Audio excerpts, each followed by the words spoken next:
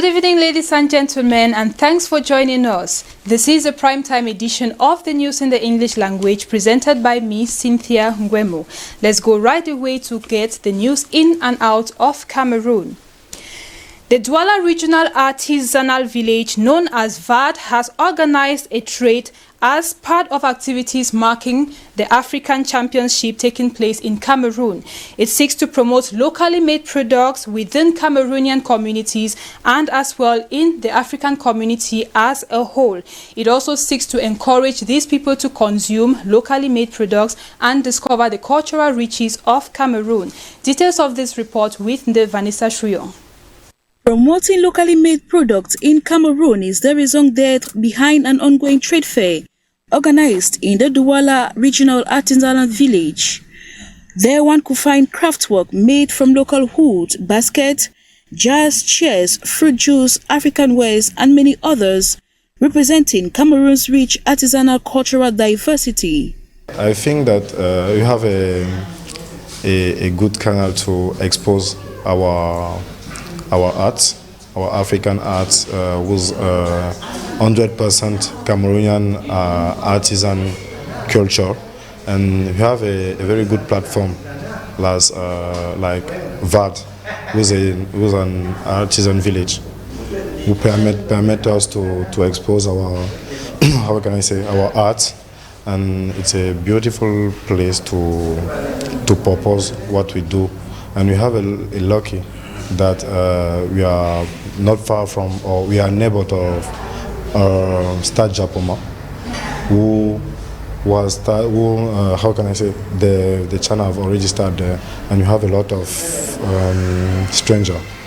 A good platform, he says, as this special fair is mainly organized as part of activities of the African Championship to promote made in Cameroon products. This regional artisanal village of Douala is structure attached to the Ministry of Small and Medium-Sized Enterprises, Social Economy and Handicraft, is a place of collective supervision of product, exhibition, marketing and animating activities reserved for craftsmen only, says the regional coordinator Mba Nanga Simon Pierre. He added exhibitors are exclusively from the littoral region. Activities are expected to run till the end of the African Championship to give time and space for local and international consumers to sail through. In a bid to sensitize women on practical ways to fight or to handle violence against women, and equally to help them prevent cervical and breast cancer, 1 Billion Rising Cameroon alongside Humanity at Heart International jointly organized an encounter in Douala. This took place over the weekend to help these women to ameliorate their living conditions. Details of this report with Mange Venasius. 1 Million Rising Cameroon and Humanity at Heart International, two organizations that have the interest of the woman folk at heart. Liaising for the good of the woman, these women turned out to participate in self-care and rising gardens. Self-care tying with the month of January, during which the world raises awareness on ways to prevent cervical cancer, a disease that affects the most important part of a woman, that which gives her womanness and ought to be protected jealously. Women of all structures of life were invited for this event because it concerns women. Cervical cancer concerns women, Rising Gardens concern women, and women are 90% of the people that produce what we eat. Reason why these organizations decided to address the situation by drilling these women to adjust their ways of life through what they eat. This year we took Rising Gardens because we need to come up with different ways of cultivating our crops and living a good life in terms of eating. We know what we eat and where it comes from. And today participants will be going back home with flower pots. Each participant will be going back with flower pots in which mint has been planted by themselves. And after 2 months, we'll get the results from them. With a majority of these women being affected, living mostly in cities, the idea of growing what they consume on very little spaces like buckets is to overcome the scarcity of cultivable land. 1 Billion Rising is an international organization represented in more than 200 countries that fight against violence on women through sensitization.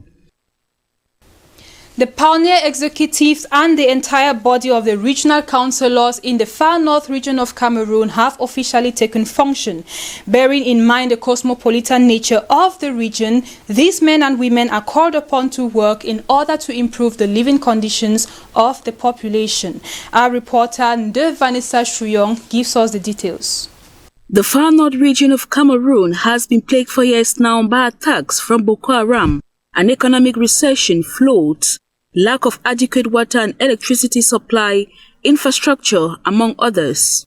These are the many challenges that the Regional Council Committee members, headed by Kalbasu Daniel, are expected to solve after taking function. This call was made during the official installation of the Regional Committee members on January 22 by the Governor Midiawa Bakari of the Far North region. Just like the large crowd that came out to witness the event, they do expect he will be totally committed to the socio-economic development of the region. He will be involved in the development, school, education,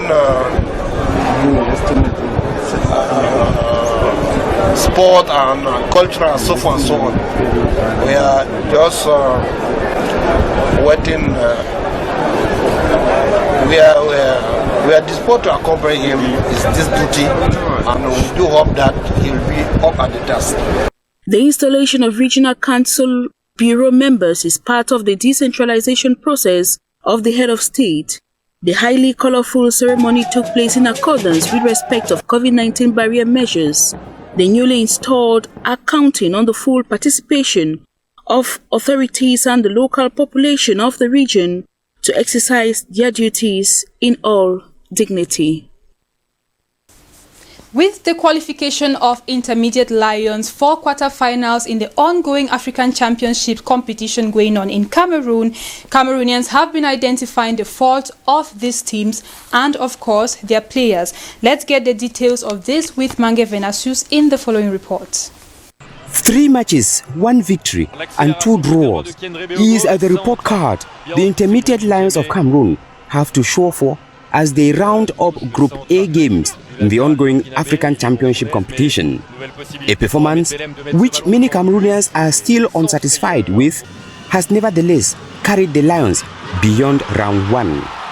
Evaluating their performances so far, football lovers have been quick to identify loopholes in the team. What is killing the Cameroonians? It is the person who can score. If we had one, only one, I don't think that this chant can go to any country. Even at that, football being that element that unite Cameroonians this time around, with the Lions already in the quarterfinals, has continued to push supporters to wish for better days ahead as the team gets into a more complicated phase of the competition. Now let's look at news out of the Cameroonian borders. 3 months after his death on November 12, 2020, President Jerry J. Rawlings of Ghana's funeral rites have officially begun as they kick-started yesterday, Sunday, January 24, in the Ghanaian capital, Accra. The state funeral began with an inaugural mass marked by the presence of his family, along with President Nana Akufo-Addo and opposition party leader John Mahama. The sermon was delivered by the Archbishop of Cape Coast. Jerry J. Rawlings, who led Ghana for 2 4-year terms, died at the age of 73, and his funeral was initially scheduled for December 23 but was postponed. It will now take place in the capital Accra on Wednesday, January 27, 2021. And now moving on to Uganda. In Uganda, a court judge has declared security forces to leave the home of opposition figure Bobi Wine. This comes after his over 11 days of house arrest in his home in the capital Kampala since he voted in the January 14 presidential election, where he stood against long-serving incumbent president Yoweri Museveni, who emerged winner. This ruling, issued today Monday by the High Court in Kampala, follows a petition by Bobi Wine's lawyers for his release. Ugandan authorities had said Wine should only leave his home with a military escort, fearing that his presence would incite riots. The judge declared that his residence was not a proper detention facility and added that authorities must bring criminal charges against Wine if he threatens public order. Moving out of the African continent, the new president of the United States, after taking office last week, tightens the rule of the wearing of face masks and ordered quarantine for people traveling into and out of the United States as he seeks to tackle the country's worsening coronavirus cases, as he believes that drastic measures must be taken. Joe Biden reinstated a COVID-19 travel ban on most non-US citizens entering the country from Britain, Brazil and Ireland, and most of Europe, as well as South Africa. This comes as COVID-19 cases continue to soar across America and the UK, where more infectious variants of the coronavirus have emerged in recent months, same as in South Africa. Today, the US counts over 25,704,000 COVID-19 cases, with 429,506 deaths. That story marks the end of this edition of the news on DBS Television. Thank you for being with us, and we give you a rendezvous for tomorrow, same time and same station, of course. For presentation, I am Cynthia Ngwemo, wishing you a great evening in the company of programs on DBS Television. Good night.